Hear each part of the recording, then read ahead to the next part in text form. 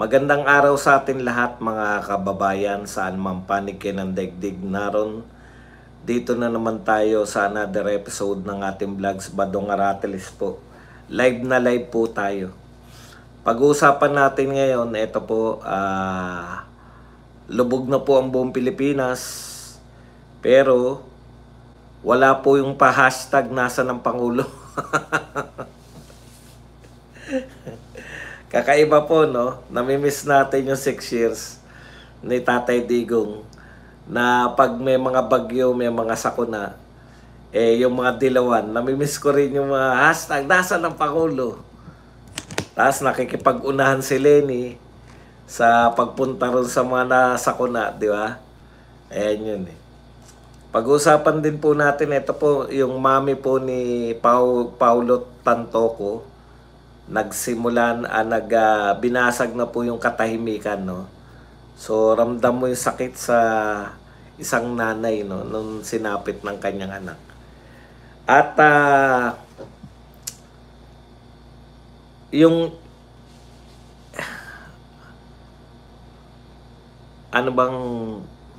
naging katatawanan na po, no? Kalat na po sa social media ngayon na lahat po ay sinisi na kay Tatay Digong. Sinisi na po yung kamatayan ni Magellan. May mga sarcastic na, sarcasm ba yung tawag doon? O iba pa yung tawag, yung mga balita na Magellan's death.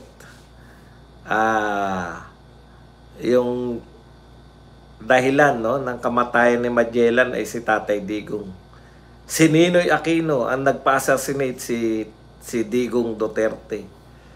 Lahat po ng sakuna ngayon, pagputok ng mga bulkan, pati pandemic, panay panay na po yung paninisi na kay Duterte. Ginawa na pong katatawanan yung ginagawa ng gobyerno. Nahalata na po ng mga tao. Siguro nung una po siya talagang kaisa pa na naguguyo pa na parang totoong balita, no, yung binabalita nila na may kaugnayan si Duterte sa lahat. Ngayon po ginawa ng katatawanan ng nakakarami sa atin. Hindi man nararapat, pero wala tayong magagawa eh. Ganyan ang mga Pilipino eh, no? Kaya tayo nakakasurvive sa lahat. Kaya tayo survivor dahil instead na tayo po ay, kayo naman, no? Baha nga, sinisisi na kay Duterte. Lahat po yan. Ganun po katawa-tawa tong gobyerno natin, no? Ganyan nakakatawa. Merong aksidente, ngayon naganap 2025, isisisi sa, yung nga na-aksidente sa NAIA, di ba? Natatandaan nyo yun. Nakakulong na si Tatay Digong nun eh. Si Digong pa rin may kasalanan nung na-aksidente yung sa NAIA. Yung SUV na nasagasaan yung marami.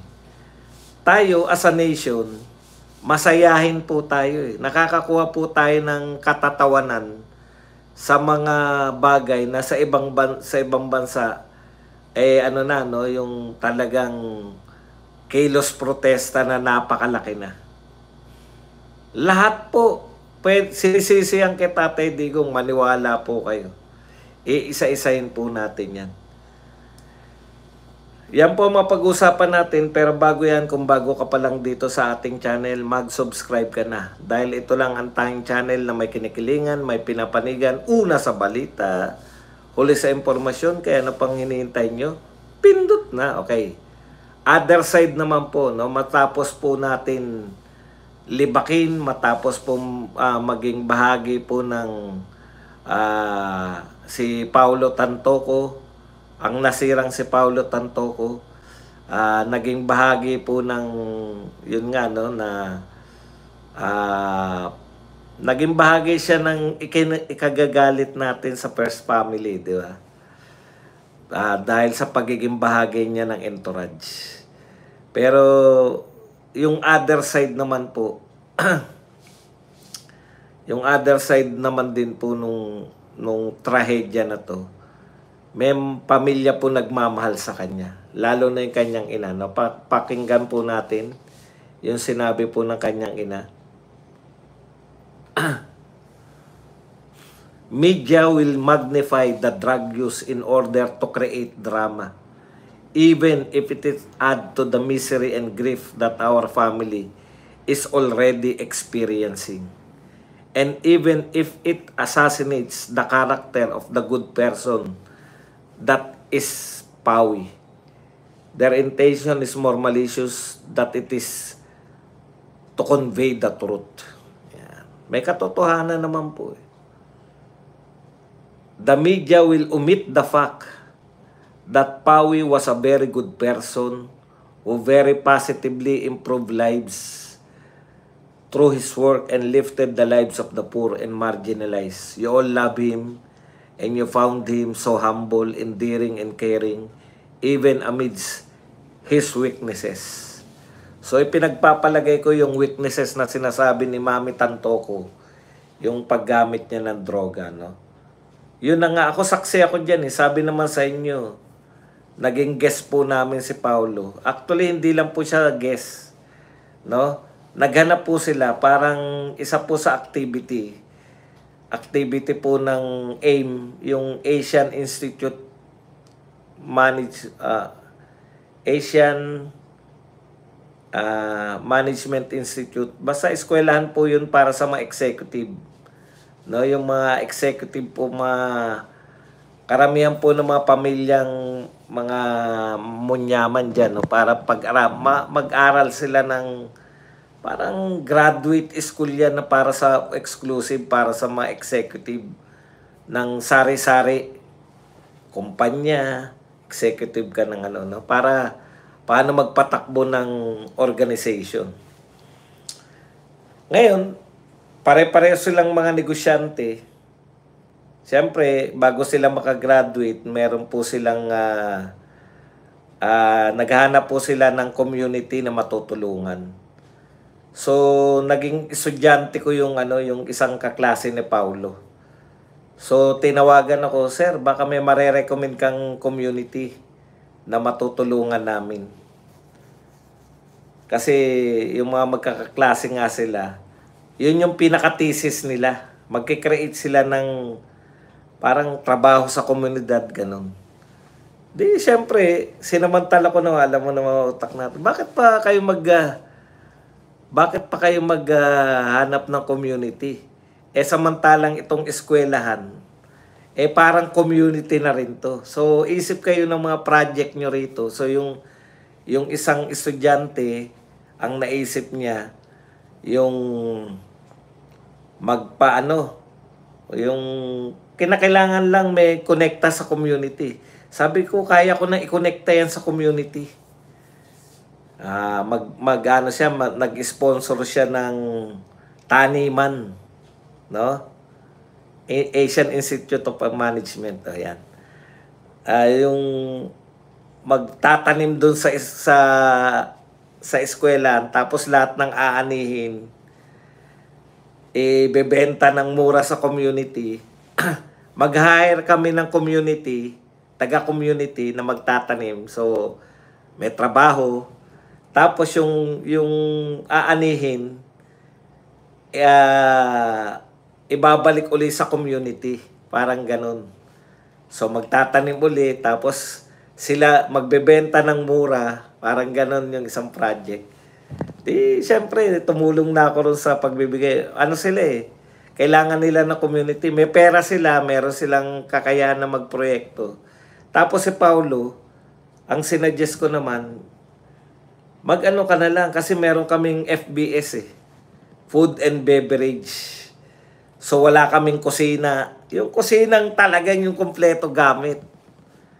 So meron kami dyan. Kaya yun, yung 2 room, kinonvert niya yun Kinonvert niya, pinagawa nila.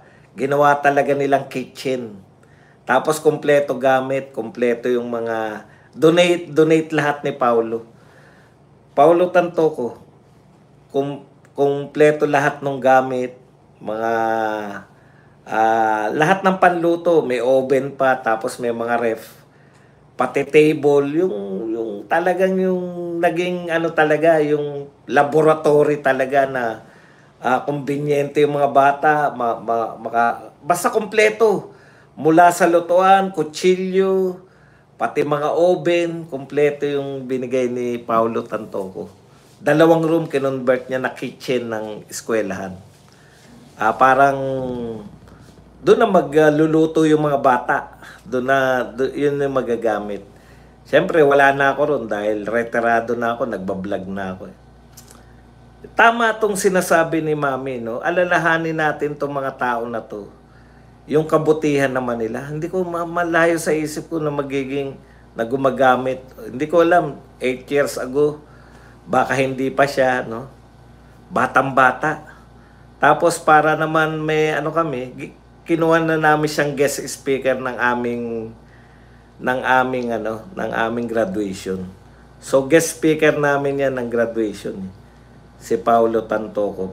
Kaya lang yung binahagi niyang kwento, yung mga aral na natutunan niya sa lolo niya, yung nagtatag ng Rostans. Ayun, kaya ano kami, natulungan talaga kami riyan ni Paulo Tantoco. Yun na nga, Mami, no, sang-ayon ako sa inyo na siyempre hindi naman alam yan yung other side ng mga tao na yan. Kung totoo man, malamang totoo kasi nakuha na sa toxicology niya. Kung malamang totoo yun na talagang walang duda na gumamit siya ng droga, isa yun sa naging dahilan ng kanyang kamatayan. Yun na nga, no? Yun yung aral nun, yung droga talaga, kahit na gaano kakabuti. 2 po yung nakikita ko ron eh. Una, yung paggamit talaga ng droga. No? Kahit gaano kakayaman, kahit gaano kaganda yung pamilyang pinagmulan mo, pag napasukan ka ng droga, maaring makasira talaga eh. No? Okay. Ikalawa, yun na nga, dyan ako papunta, cool ka lang. Ikalawa, masama rin po yung, sabi nga sa inyo, tell me who your friends are and I will tell you who you are, di ba? Yung maganda rin kapulutan to ng aral, yung pagsusurround mo ng sarili mo sa mga tao, no? Kasi kung sino yung nakapaligid sa iyo, doon yun kay. Obviously, 'di ba? Yung circle of friends niya ay mayayaman na gumagamit ng droga. Kaya yun yung sinasabi natin, hindi kinakailangan yung parang immune na sa iskandalo tong gobyerno na to. Yun yung point natin doon sa pangyayari kay Paulo. Hindi naman yung hindi naman po yung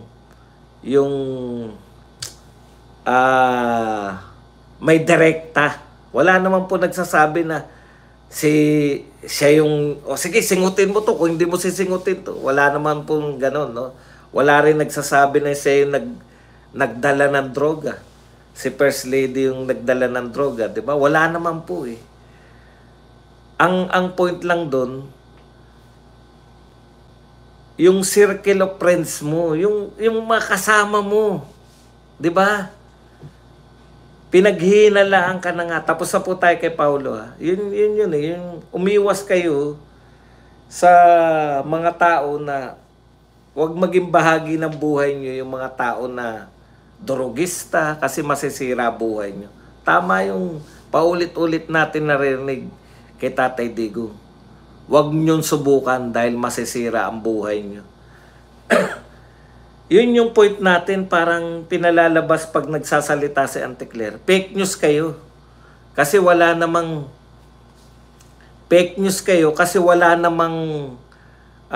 direkta nagsasabi na may hand dun sa kamatayan, di ba?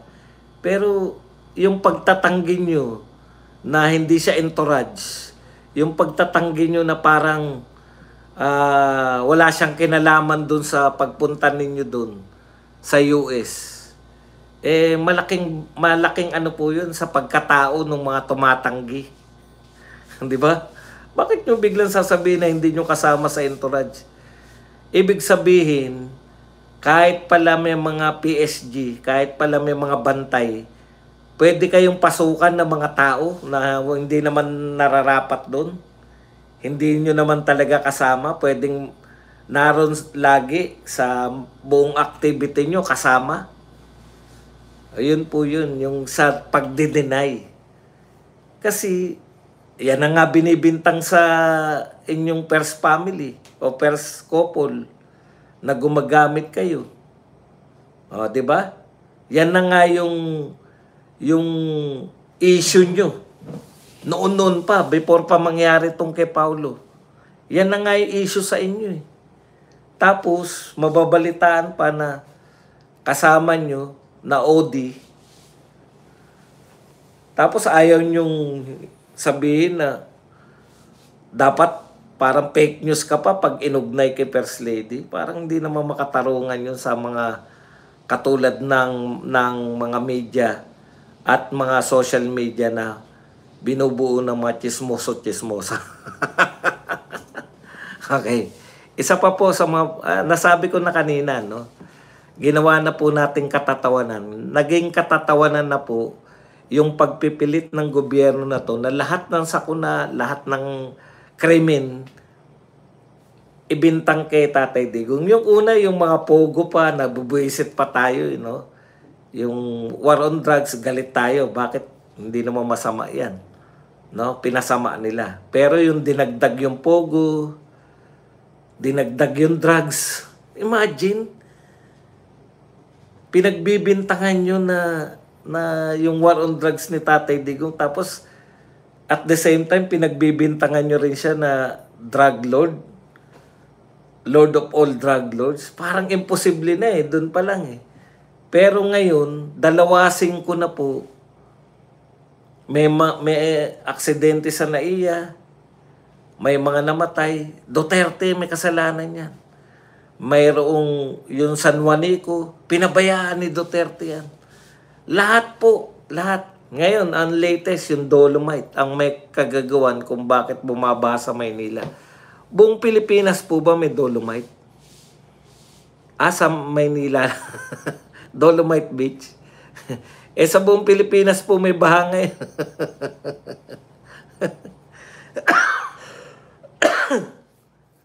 Tsaka ang malupit pa nito, kahit sila yung gobyerno, once na maisisi na nila, okay na, hindi nila tutugunan Anong gagawin nyo kung may problema? Isinisi na namin sa Duterte, bakit pa kami tutugon? Duterte nga may kasalanan Di ba? Ganun yung palusot nila lagi. Anyways, punta po tayo rito sa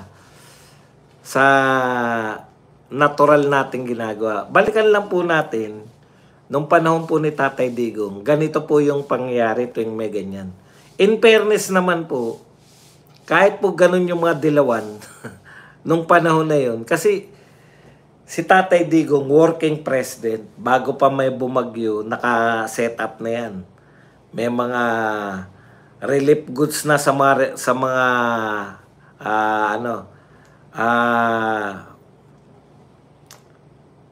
yung sa mga yung mga relocation, hindi relocation, ang tawag doon yung pagpupunta kayo sa lugar, sa mga eskwelahan, ano tawag doon? Hindi relocation site anong tawag doon? Evacuation. Meron ng mga ron, may mga at saka yung mga tao na enganyong pumunta sa evacuation center kasi may may mga kahon-kahon silang binibigay. Hindi mo na kinakailangan pilitin kusa na Saan ba may evacuation? Makakuha man lang. Wala nang bagyo, may dala-dala pa silang mga di ba? Mga DSWD kahon. Kaya Tatay Digong nagsimula yan dati. Before Tatay Digong, plastic lang yung yung DSWD. Kaya talagang yung operation, kasi pag kinahon mo na yan, packaging, pag i-imbak, di ba? Talagang professional Pirenopep, ginawang professional ni Tatay Digong yung pagsagip, no? Tapos may maraming mga rubber boots. Ano na kaya nangyari sa mga rubber boots na binili ng mga LGU? Bakit wala na tayong nakikita? Okay. Ang kultura po nun, kultura po ng paghanda. Lahat, ultimo barangay, nakahanda na yan. Bago pa dumapoy ulan. Pati po yung ating mga media, ang dami na. Narito tayo ngayon sa evacuation center dito sa San Mateo Rizal, gymnasium. Tapos may mga may mga bahay na ron, yung kahon-kahon, yung parang magandang mga partition para hindi sama-sama yung mga sa evacuation. Before Tatay Digong, ang evacuation talagang gadugyot eh. Nariyan lang lahat eh. Tapos yung panahon ni Tatay Digong, sa Rizal, bawat pamilya may isang kahon, no? So kita natin talagang professionalize eh. Pero, kinakailangan cubicle ba tawag doon? Tent cubicle. Pero kinakailangan banata ng mga dilawan kasi wala namang makikita maganda yung mga dilawan eh. Kaya hashtag nasa ng Pangulo, ang ginagawa nila, kahit na handa na, miniting na ni Tatay Digong, sabi nga ni Tatay Digong, 2 to 3 days, dapat handa ka na pag may paparating na bagyo. Oh, ang ganda eh. Yung pag-responde natin, talagang prevention yung kay Tatay Digong. Ang gagawin naman ni Lenny, uunahan doon. Kung saan ng bagyo, pupunta yan doon.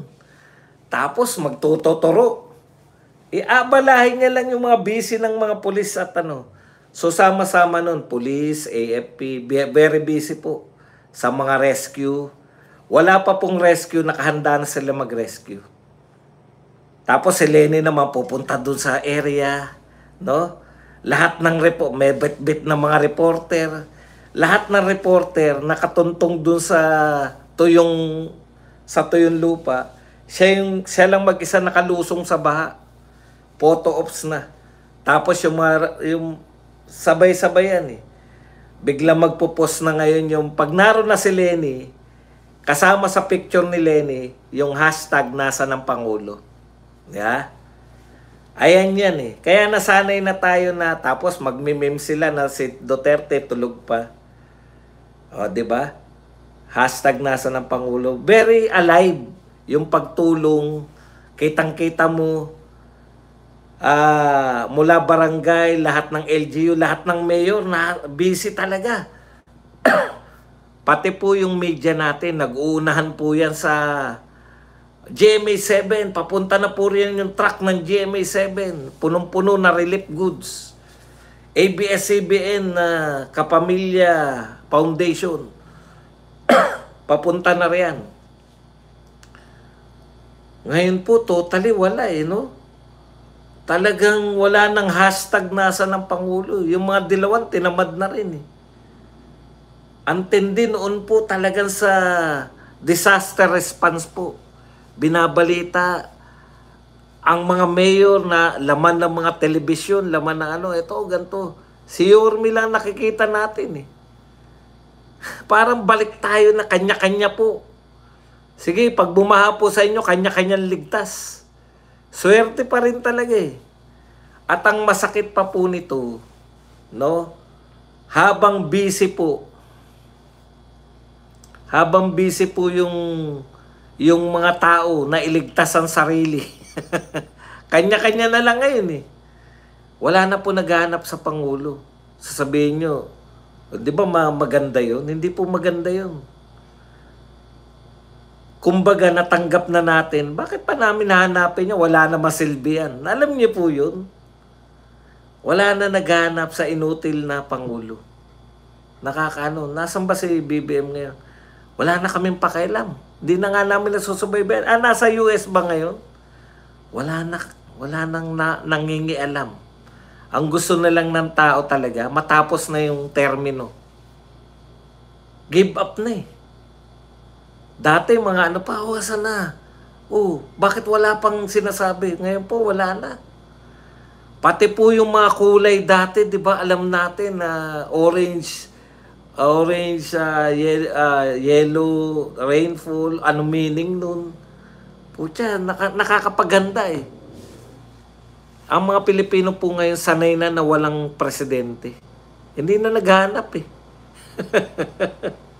Sanay na ano ba gagawin? Hahagilapin mo pa ba? Wala naman po. Ang pinaka nakatatak sa mga Pilipino, yung tagpo na, anong gagawin natin? Nakatatak na po yan sa mga Pilipino. Kaya, tapos sa mga politiko, grabe po ngayon. Dati po lahat paestara noon eh. Kanya-kanya, may mga bit-bit na plastic, mamimigay. 'Di ba? Sila Leni Robredo, putya, binilang ko talaga ilang ba yan? Ilan yung plastic na yan? 12, 15 piraso na plastic. Lulusong pa yung si Leni, may daladalang kariton. Nakalusong pa sa bahayon, mamimigay ng 15 pirasong plastic. Tapos okay na. Pero ang impact po nun, lahat po ngayon. Lahat po eh. Kanya-kanya dahil paestaran, yun ang paestaran. Ngayon, meron po ba? Meron po ba na lumulusong ngayon sa baha para mamigay ng mga relief goods? Sa totoo po, ganun nung panahon ni Tatay Digong, nagpapataasa ng, anong tawag natin dyan, nung mas marami kami na itutulong. Yung kwentahan eh.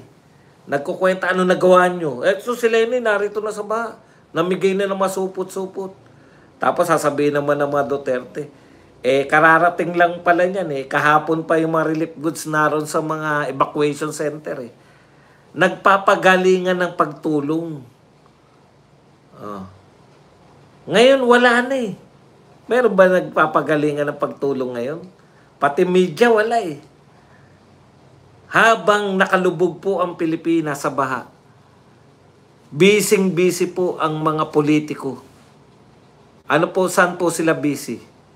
Busy po sila, ang pasikatan po ngayon, kailan matutuloy yung iba naiinip. Kung kailan matutuloy yung impeachment, nagdadadakdak, bakit kinakailangan matuloy ang impeachment?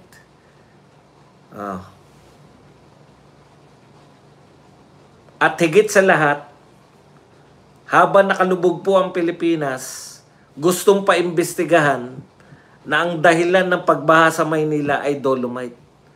Nakikiayo naman yung media. Tignan nyo po ngayon lahat ng mga network. Saan po nakababad? Dito sa Taft Avenue. Ito po ang dahilan. Baha po rito sa Taft Avenue. Iko-connecta nila sa dolomite. Very busy po ang lahat. Uy, kaya pala madilim ako. Wala akong ilaw. Hindi ko na pala nabuksan tong ilaw. Kanina pa ako nagbo-broadcast ng bawas tuloy pogi points natin. O yan, no? Mas pogi ako sa may ilaw, eh.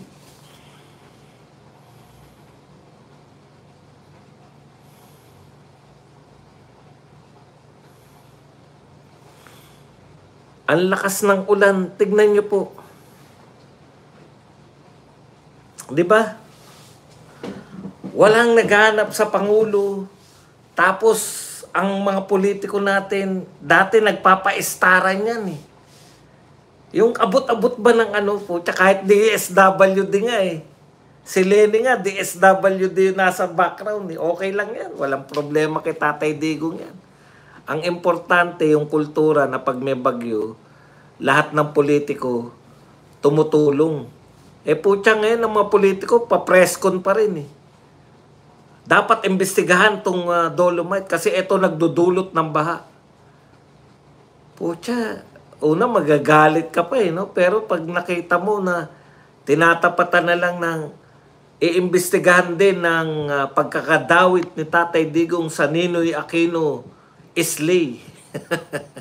Iimbestigahan din yung kamatayan ni Magellan at ang pangunahing suspect si Tatay Digong.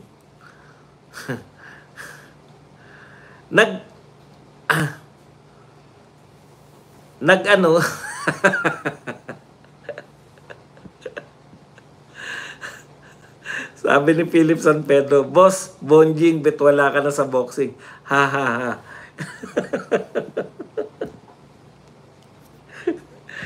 Hindi ko alam kung inaasar niya ako.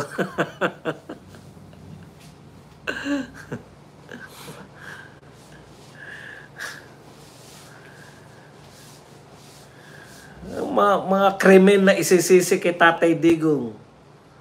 Yan ang pag-isipan natin.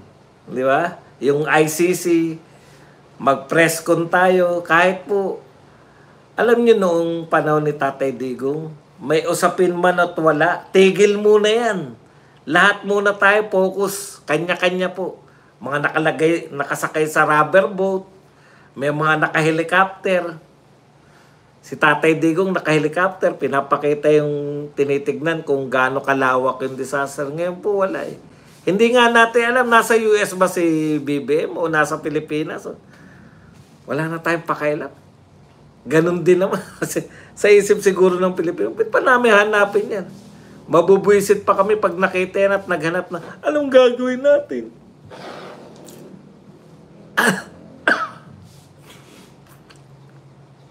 Ang hirap, no, yung detach ka na masyado. Wala nang pakialam din ng mga tao. Eh ano ngayon? Ano ngayon kung binabaha kami, kanya-kanya lang ligtas. Wala na ka namang maasahan. Ganun na po tayo. Okay, punta na po tayo rito sa ilan pong mga naririnig niyong umaangal si De Lima, di ba? Yung sinasabi ni De Lima na bakit daw siya ay ano ba yung kay De Lima? Ito, umaapila yung DOJ prosecutor sa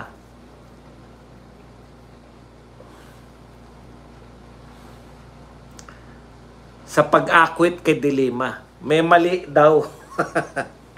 Siyempre ako, naniniwala ko, once na acquitted ka na, kasi may double jeopardy. Ang sinasabi nga ni De Lima, triple jeopardy na eh. Triple jeopardy na. Pero may point din naman yung mga prosecutor eh. Yung kaya po pinalilinaw, basta kasi dinismiss eh. Sabi ng Court of Appeals, teka muna, ipaliwanag nyo yan thoroughly. Bakit nyo dinismiss bakit nyo inakwit pala si De Lima? Wala kayong paliwanag, basta inakwit nyo lang eh. Kaya nagpaliwanag po yung korte na inaakwit namin si De Lima dahil umatras na si Ragos, yung pangunahin daw na tumistigo laban kay De Lima. Ngayon, ang hirit, binasa ko, bakit ba humihirit to? Kasi nung nakialam na si Kiko, sabi ko, seryoso na to kasi nakialam na si Kiko eh. Talagang, ibig sabihin, hindi lang to yung mga drama-drama lang ni De Lima. Di ba? Nakialam na si Kiko eh. Ibig sabihin, meron ng bigat to. Meron na talagang, baka talagang makulong uli si De Lima pag nagkataon, kaya pumapalag na sila. So tinignan ko yung basis, bakit ano yung sinasabi nitong mga prosecutor, bakit kinakailangan makulong uli si De Lima? Kasi hindi lang naman si Ragos, sabi ng mga prosecutor, hindi lang naman si Ragos ang testigo laban kay De Lima eh. Bumaliktad man yan si Ragos, may man nag-corroborate na. May nagpatotoo na eh. Yung initial na sinabi ni Ragos, testimonya ni Ragos, meron pang mga nag-corroborate. Hindi pa umaatras yung mga nag-corroborate. Hindi, mainly yung mga witness yung alam naman matalino naman yan si De Lima eh. Hindi mo siya yung pera pipicturean nila, hindi po ganun yan. Ano ba ebidensya mo sa illegal na kalakalan? Hindi naman nire-record yan. Ang karamihan po ng ebidensya, testimonial evidence. At mabigat po yung testimonial evidence mo kung may nag-corroborate. May nag-corroborate po sa mga sinabi ni Ragos. Kaya bumaliktad man si Ragos at hindi pa bumabaliktad itong mga nag-corroborate, alam din nila yung panyanyari. So bakit mo i-dismiss? Sabi ng dahil sa pagbaliktad ni Ragos. Yan po yung hinihirit ng mga prosecutor. Kung tama man ng prosecutor dyan o hindi, yun ang hindi ko alam. Kasi wala nga double jeopardy, di ba? Once na ikaw ay sabihing acquitted, acquitted ka na. Pwera na lang kung nagkamali yung korte. Yung gross yung pagkakamali o kaya sinadya. Kaya tignan natin, ang isa ko pang tanong dyan, bakit gano'n na lang bakit gusto makulong uli ni Boying? Magkakampi na sila kay Marcos, di ba?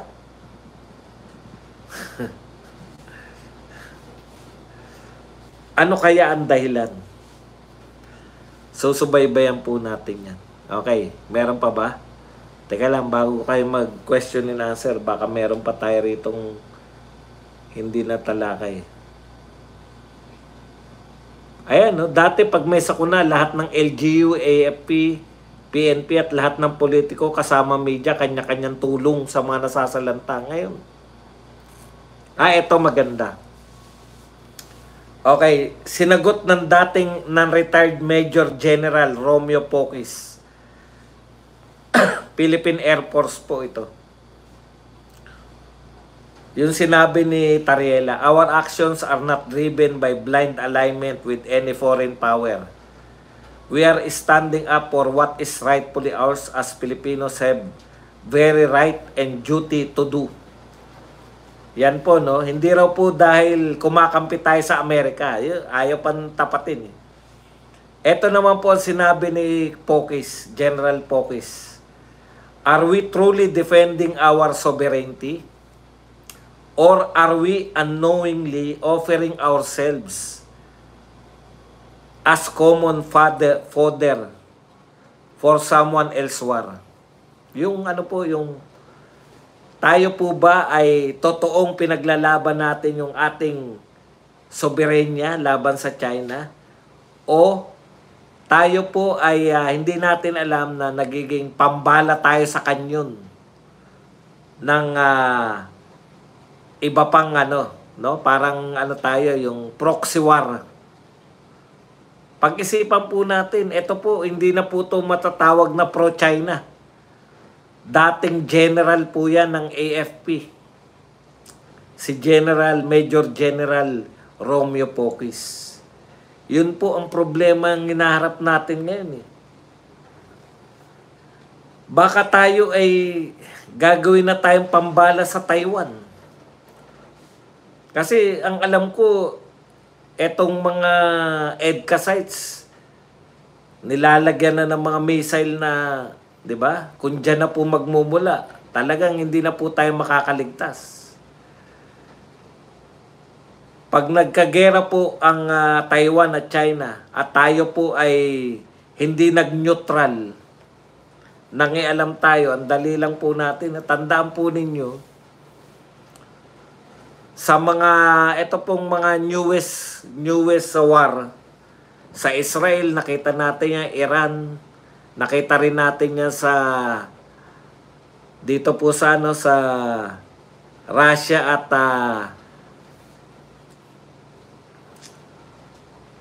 Ukraine. Kitang-kita po natin, missile na po ang pangunahing paggamit ng war Kung tayo po ay madadamay dyan, ang tanong, may missile ba tayo? Kahit nga bigyan tayo ng ibang bansa, bakit naman tayo makikipag-away kung kagera nyo, di kayo? Ang pinakamalupit po sa lahat, hindi pa natin kagera yung China, pero halos ayaw na natin makipag-usap sa kanila sa ekonomiya. Alam nyo po, mahigpit din naman kaaway nga halos tuling ng Australia sa kanila. Pero pagdating po sa ekonomiya, partner po sila ng China. Yung US po, na kinakampihan ng ating mga leader laban sa China, politically, may competition sila ng China. Pero sa economics, Partner po sila. Economic partner yan, dalawa na yan.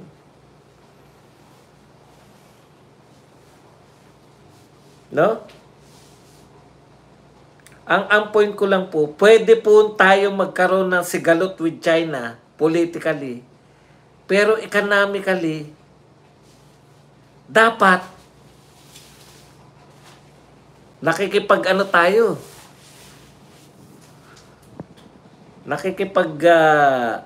Ugnayan tayo economically sa China. Ang yaman-yaman ng China. Ang daming tao na pwedeng pumunta rito para mag